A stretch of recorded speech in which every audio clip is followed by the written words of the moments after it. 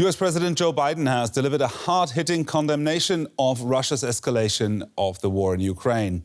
At the United Nations in New York, Biden aimed his criticism squarely at Vladimir Putin. He accused the Russian leader of making irresponsible threats, saying nuclear wars cannot be won. And he said Russia shamelessly violated the UN Charter by attacking Ukraine. Let us speak plainly. A permanent member of the United Nations Security Council invaded its neighbor, attempted to erase a sovereign state from the map. Russia has shamelessly violated the core tenets of the United Nations Charter. No more important than the clear prohibition against countries taking the territory of their neighbor by force. With me here in the studio now is DW's chief international editor, Richard Walker. Richard, yes, clear words there from the US president. We both listened to him, but not as strong as many, me included, expected. Yeah, well, I think the tone that Biden hit in this speech, and I would imagine this was really quite deliberate, was a kind of steady tone that he seemed to be trying to get across. Obviously, this day going back to this morning here in Europe with this announcement by Vladimir Putin, very much seen as potentially a kind of a game changer in this conflict, entering a new phase with escalation on the Russian side, mobilization of more Russian forces, Vladimir Putin making nuclear threats. Joe Biden addressing these very directly, but in a steady way, not seeming to want to escalate the rhetoric any further and to kind of heat up the situation any more than it needed to be. But also very firm in that, I mean, one interpretation or a clear interpretation of what Putin has been doing with these moves is to try to deter the West from its support of Ukraine, trying to kind of scare the West essentially with threats of nuclear weapons from supporting Ukraine as strongly as it has been. No sign that Biden wants to be dragged down that route.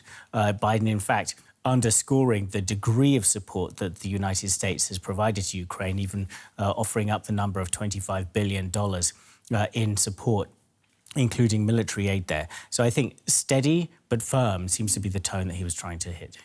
Not adding fuel to the fire. Biden also said that the very UN Charter is under attack when he was addressing the General Assembly there, which is the highest body of the United Nations, by Russia, and that he also supports the expansion of the UN Security Council. Why is that relevant now? Yeah, that's interesting. I mean, this is actually a position that the US has going back quite a few years now, that it wants to see the Security Council expanded. The Security Council, seen by many, of course, as a relic of the post-Second World War era, going back decades, doesn't include countries like India, which now obviously are hugely important players on the world stage. I think the fact that Biden is latching onto this at this point it underscores the fact that they see this as a potential opportunity given Russia's involvement in this war, that a permanent member of the Security Council, which wields a veto, which is able to block pretty much anything of consequence that it wants to in the UN system, is waging a war like this. This adds weight to the case for Security Council reform. But whether it actually gets anywhere is a different question, because it's known that China is pretty much adamantly opposed. Now, the Ukrainian President, Volodymyr Zelensky, is also about to address the UN Assembly this afternoon, remotely, as I understand. What's at stake there? That's right. So this is an important opportunity for Zelensky to address the international community, of course. And I think one of the significant things about this address is that it is simply happening at all. Now, it's uncommon for a video address to be permitted. Of course, it was in the last couple of years because of COVID. The General Assembly was held remotely. But otherwise, it's uncommon. So there was a vote in the UN General Assembly on whether to permit this in this case. And a clear majority, 101 members of the UN General Assembly voted for that, including, interestingly, countries that have been quite on the fence on the conflict so far, for instance, India. So it's a coup for Zelensky to be able to make this address at all, particularly with that kind of support. And we've seen during the course of this year what a talented communicator he is. So it'll be very, very interesting, especially given what's happened today, to see what kind of a tone he strikes and whether he manages to change any minds. Richard Walker, our chief international editor there. Thank you, Richard. And earlier, Vladimir Putin had announced Russia was calling up an extra 300,000 reservists to fight in Ukraine. He says the mobilization is aimed at liberating the eastern Donbas region, where Ukrainian forces are now staging a counter-offensive.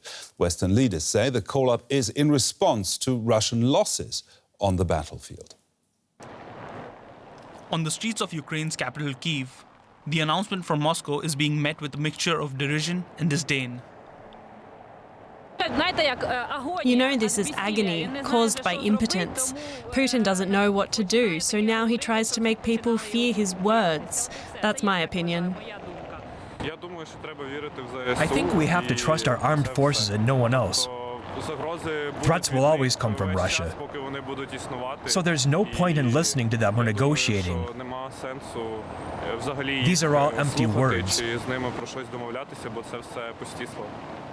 Vladimir Putin is calling the move necessary and urgent, saying the West crossed a line by providing sophisticated weapons to Ukraine. He insisted they are aimed at weakening, dividing, and eventually destroying Russia. I'd like to remind you that our country also has various weapons of destruction, and in certain aspects even more modern weapons than NATO countries. If there's a threat to the territorial integrity of our country, in order to protect Russia and our people, we will certainly use all the means at our disposal. This is not a bluff. Putin stopped short of declaring a full national draft. Reactions in Moscow varied among the young and the old. My pride says, yes, go to war. But common sense tells me that I can die there. I have family, relatives and friends. I'm in doubt, and I can't say for sure.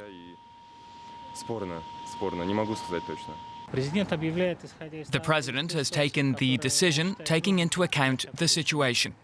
He believes it's necessary, and we're in a situation where we can't comment on what he has said. The president said it, and that's it. It also led to swift condemnation by the international community. This is another terrible and wrong step by Russia, which we will of course assess politically and discuss how to respond to it. In any case, for me and the German government, it's clear that we will continue to fully support Ukraine during this difficult time. Meanwhile, Moscow-backed separatists in eastern Ukraine announced plans to hold referendums to join Russia, even as Ukrainian forces retake huge swathes of territory in the country's northeast. Earlier, I asked our Russia affairs analyst Konstantin Eggert from Vilnius why President Putin is mobilizing his troops now. Well, I think there are several reasons. First and foremost of all, it is a way to psychologically pressure Ukraine and the West and to show that he's intransigent and that he's going to continue fighting. The second thing is very clear. The Russian forces were repeatedly wiped out in Ukraine. He just needs reinforcements. The quality of these reinforcements, basically, I'm sure, leaves a lot to be desired, but he has no other choice. And frankly speaking, although it's called partial mobilization, in the decree that Putin signed, there is one point which is closed. It says for service use only, which is a Russian bureaucratic way of saying this is the most important thing in this whole document, and it deals ostensibly with numbers. So the figure of 300,000, I think, is just basically a camouflage. In fact, we're dealing with a creeping full mobilization. It's another matter that, in my view, it will not be successful, and the only thing to debate is now this scale of failure. Now, we are hearing reports that many people are now heading for the borders and the airports, trying to leave Russia. What are you hearing about that? Exactly the same. Russian social media is now flooded with reports of people buying up tickets to destinations where Russians don't need a visa in a matter of a couple of hours after Putin's decree announcement. And this tells you quite a lot about what people really think about this fight, this war. Also, Putin changed the narrative. Before that, it was denazification, quote unquote, of Ukraine and some kind of special military operation. Now he's talking mobilization. Mobilization, it's only a third mobilization in Russian history. The first two mobilizations happened in 1914 and in 1941 during 2 world wars. So Putin is suddenly saying, why fighting the West in Ukraine?